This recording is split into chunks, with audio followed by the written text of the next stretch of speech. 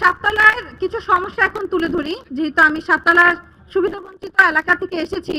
যে আমাদের এলাকায় কিন্তু বর্তমানে দেখা যাচ্ছে যে নারী অর্ধেকের সংখ্যার দিক থেকে অর্ধেকের বেশি হচ্ছে নারী। তারা কিন্তু জীবনের তাগিদে বিভিন্ন ক্ষেত্রে বিভিন্ন পেশার সাথে জড়িত। তারা কিন্তু দেখা যাচ্ছে যে অনেক সময় পরিবার চালাতে হিমশিম খেতে হচ্ছে।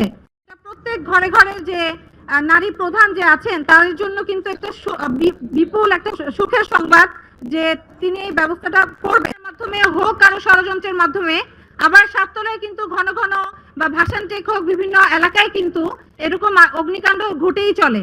তো সেখানে কিন্তু আমি আমার বিশেষ করে সাততলার জনগণদের জন্য আমি বলবো যে সেখানে যেন অগ্নি নির্বাপক ব্যবস্থা আর উন্নত মানের করা হোক।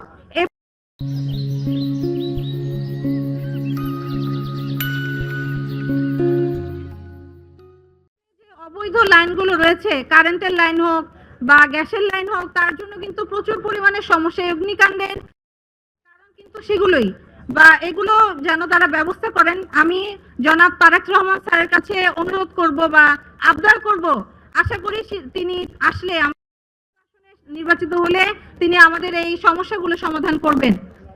দিন চলেই যাচ্ছে, ঘরের বাইরে বেরোনোই যাচ্ছে না। সন্ধ্যার পরে বিভিন্ন ক্ষেত্রে যে নারীরা কাজে বের হয় তাদের কিন্তু আসতে অনেক লেট হয়ে যায় বাসায়। তখন সেই মাদকাসক্ত লোকেরা বা নানানভাবে আমাদের নারীদের অনেকভাবে অসম্মান করার চেষ্টা করে।